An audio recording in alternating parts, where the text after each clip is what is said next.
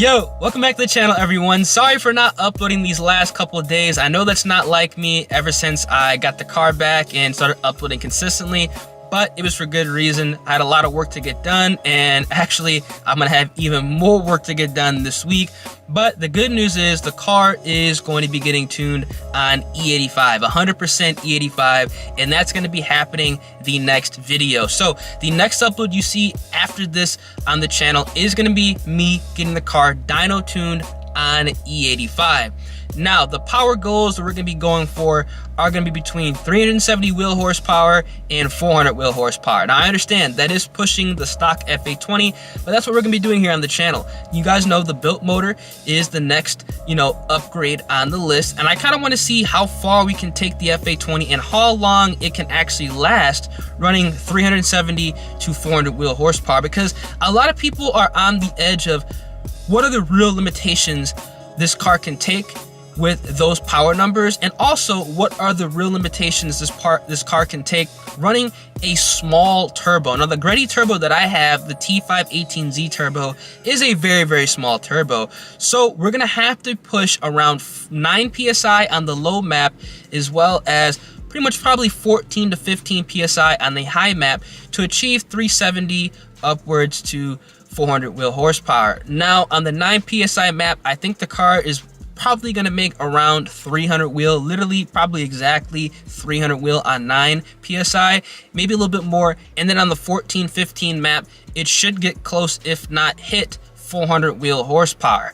So let me know down in the comment section, for those of you who potentially have the Greddy T518Z and have messed around with the boost levels, what power numbers are you guys sitting at? Or if you guys, hit a certain power number, but you have room to, go up, also let me know, because I'm kind of curious to see exactly, where this turbo is going to be standing and what can I expect going into the dyno tune. Now, also, I did go ahead and pick up a different boost controller than I had previously. Now, I've never had a boost controller on this car. The car actually, right now, ever since I got the first tune a year ago, or almost a year ago, was actually tuned below wastegate. The wastegate on these turbos is around 7 PSI.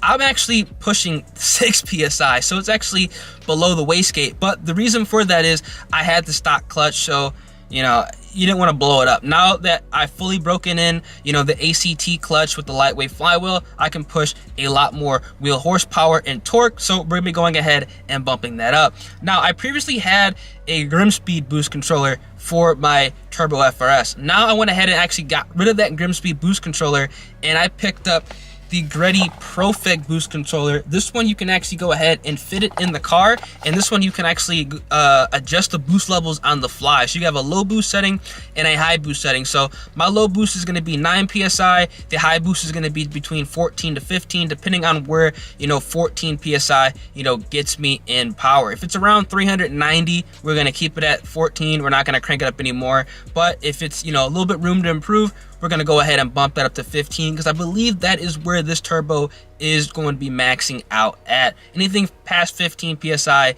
it just falls on its face, in the top end, because again, it is a very, very small turbo. Now, I am going to be upgrading the turbo to a bigger turbo down the line with a different kit, but that's a little bit down the line. Now, I actually want to show you guys exactly what this boost controller does look like, because believe it or not, it's a lot smaller than I thought it was gonna be. So you guys can see here in the box, it's boxed up pretty nice. Go ahead and open this up. You guys can see this boost controller is actually incredibly small. It is way, way smaller than I thought it was gonna be. And you can actually fit this like on top of the steering rack column, which is really nice, and I can adjust it on the fly. And the nice thing about this boost controller, as opposed to the Grimspeed boost controller, is that this one, it actually has a setting where you can have a boost cut. So if it starts to overboost, it's automatically going to take it right back down the wastegate. So if I tune it at 14 PSI and it hits 15, it's automatically going to cut back down to 7 PSI, which is actually really, really nice. And theoretically, it should help out with preserving how long this motor is going to last. Now, once we do go ahead and crank up this boost to 14 PSI or 15 PSI, depending on where the car is going to be standing, it's literally going to be a ticking time bomb between what's going to go out next, the motor or the transmission. Again, this is going to be a stock transmission, which honestly is, it's been feeling kind of funny recently, I'm not going to lie. So we're going to see how long both these do last.